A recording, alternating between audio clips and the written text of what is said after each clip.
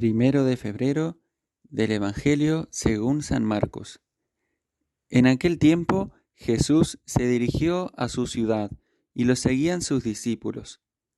Cuando llegó el sábado, empezó a enseñar en la sinagoga. La multitud que lo oía se preguntaba asombrada: ¿de dónde saca todo eso?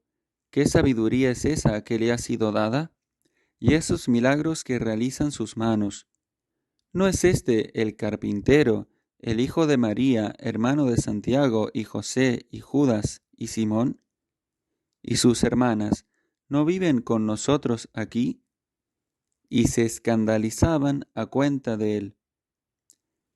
Les decía: no desprecian a un profeta más que en su tierra, entre sus parientes y en su casa. No pudo hacer allí ningún milagro, solo curó a algunos enfermos imponiéndoles las manos, y se admiraba de su falta de fe, y recorría los pueblos de alrededor enseñando. Palabra del Señor. Si hay algo que le produce admiración al corazón de Jesús, es aquello que se relaciona con la fe. El Señor se admira cuando encuentra un corazón creyente, como se admiró de la fe de la cananea o de la fe del centurión. Pero también, como vemos en el Evangelio de hoy, se admira por la falta de fe, se admira por esa ceguera del corazón, especialmente en aquellos que más han recibido y que más razones tienen para creer. Hoy nos encontramos con ese escándalo, con ese tropiezo de parte de sus propios compatriotas, de aquellos que lo conocían seguramente desde joven, que lo tenían por el carpintero, porque ciertamente el Señor había trabajado con sus manos junto a San José. También estaban allí presentes muchos que habían conocido a Jesús como niño, quizás jugando con ellos, compartiendo la vida cotidiana, la vida propia de un pueblo. Y hoy se escandalizan, no pueden creer que ese a quien habían conocido desde pequeñito esté realizando milagros, predicando con autoridad, anunciando el reino de los cielos.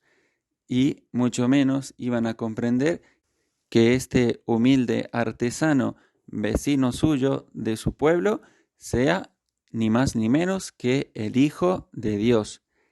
Y así vemos cómo esa familiaridad, ese conocimiento que tenían del Señor, en vez de ser un motivo que les ayudara a creer en Él, se convertía en un obstáculo. Y esto creo que es algo que también nos puede pasar a nosotros, de alguna manera. Ciertamente los que hemos tenido la gracia, por pura misericordia del Señor, de conocer el Evangelio, de formar parte de la Iglesia, de conocer a Jesús, en definitiva, desde pequeños o desde una temprana edad, o uno diría desde que se tiene memoria, porque lo hemos recibido de nuestros padres, de nuestros catequistas y del entorno cristiano en el que hemos nacido, ciertamente corremos el riesgo, tenemos el peligro de acostumbrarnos, por así decirnos, a Jesús, acostumbrarnos al Evangelio, acostumbrarnos a aquello que es siempre nuevo y que es la buena noticia, la novedad por excelencia. Y así nos perderíamos la oportunidad de profundizar más y más en el misterio del Señor, en su conocimiento, en su amor y seguimiento. Y esto también nos puede pasar respecto de la Iglesia, que es el cuerpo místico de Cristo y en la cual también hemos nacido y a la que conocemos, sobre todo en su aspecto humano, y conocemos muchas realidades acerca de los miembros de la Iglesia y sus estructuras, y podemos quedarnos en sus fallas humanas, en sus miserias, en sus pecados, en los pecados de sus miembros, porque la Iglesia en sí misma es santa. pero justamente por quedarnos en ese aspecto humano o en eso que ya sabemos acerca de la Iglesia, nos podríamos estar perdiendo su verdadero misterio, que es ni más ni menos que ser la presencia de Cristo en el mundo, de ser la continuadora de la obra de salvación.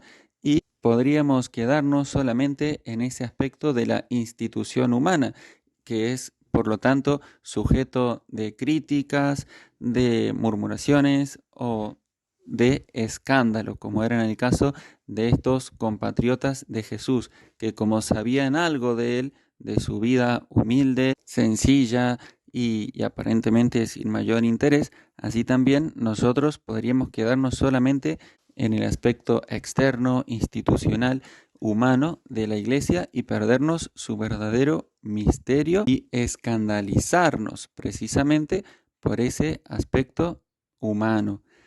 Pidámosle al Señor la gracia de crecer en la fe, de crecer en la fe en Él mismo, en su Iglesia, en la obra de salvación que Él tiene prevista para todos nosotros. Y pidámosle no escandalizarnos, no tropezar en nuestra fe, sino crecer constantemente en ella para tener una fe iluminada, sólida, activa y coherente.